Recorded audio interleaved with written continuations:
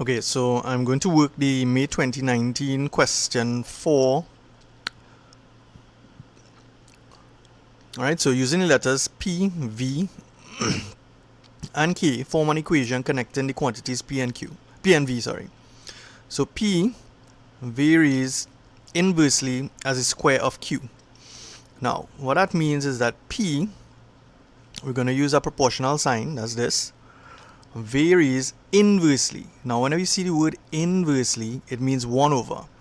So it's inversely the square of V, right? The square of V is actually V squared. So therefore, P is proportional to 1 over V squared. Now, this is a proportionality sign. In order to write this as an equation, we need to replace the proportionality sign with an equal sign and use a constant. So therefore, P is equal to, and we're going to put the constant now, K over V squared. Alright? So this is the equation that relates P and V. Now, they've given us some information here. They said when V is equal to 3, P is equal to 4. Right?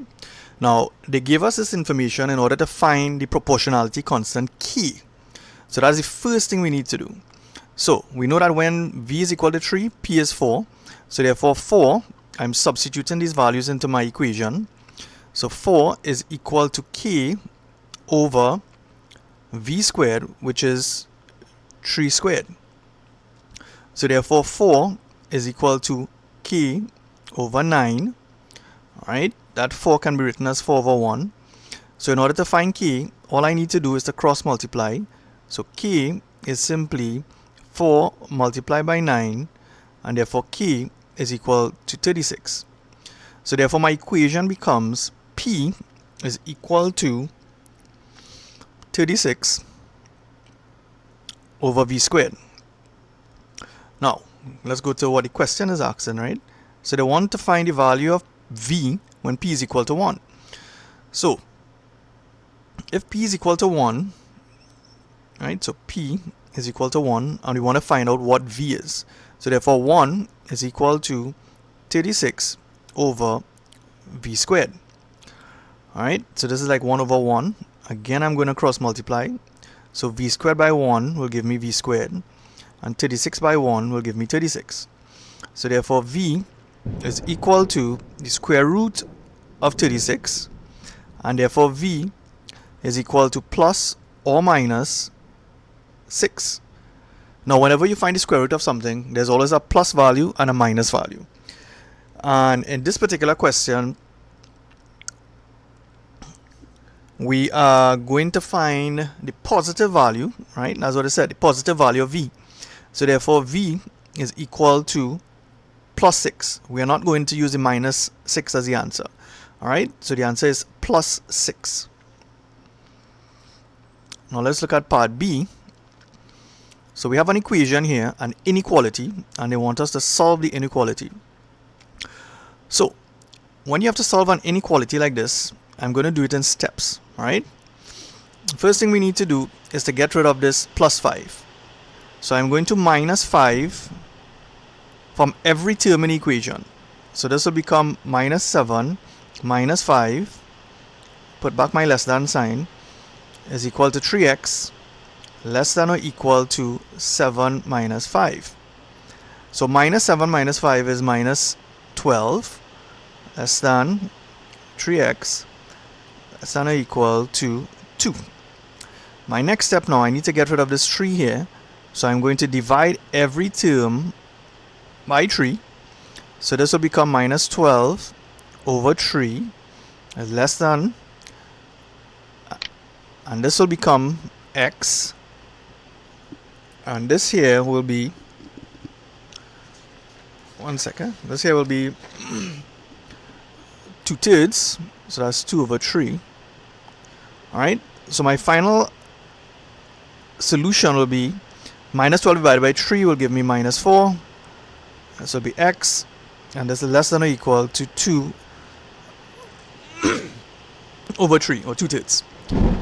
And we want to represent this on a number line.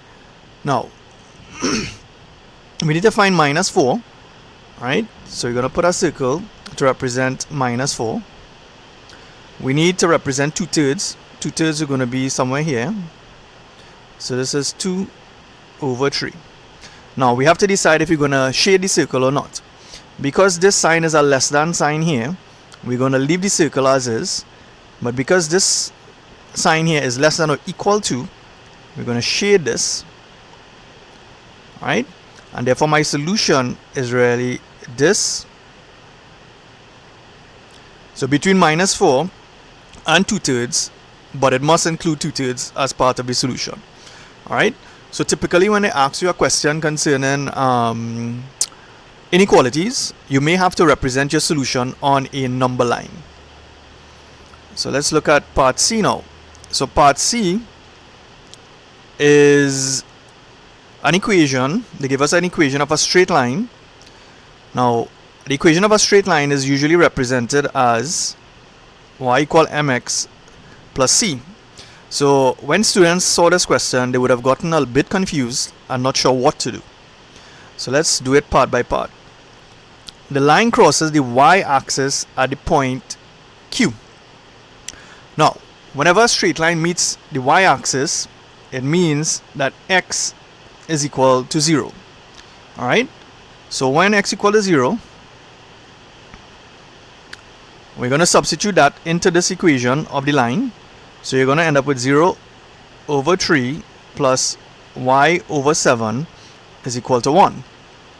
So therefore y over 7, because 0 divided by 3 gives me 0.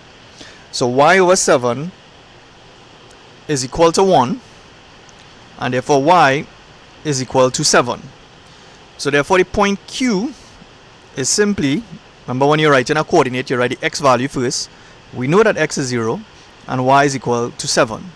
So the coordinates of Q are 0 and 7, right? Now, they want the equation of the gradient of the line. So the line is x over 3 plus y over 7 is equal to 1. So we must write this equation in the form y equal to mx plus c in order for us to determine the gradient. So we can write y over 7 is equal to this term here. We move it across to the right hand side, so it becomes minus x over 3 plus 1. In order to get rid of the 7, we're going to multiply every single term by 7. So therefore this will become y is equal to minus 7x over 3 plus 7. Okay? So now the equation is in the form y equal mx plus c. Right? Mx plus c. In which case m is equal to minus 7 over 3. And this represents my gradient, right, of the straight line. Okay?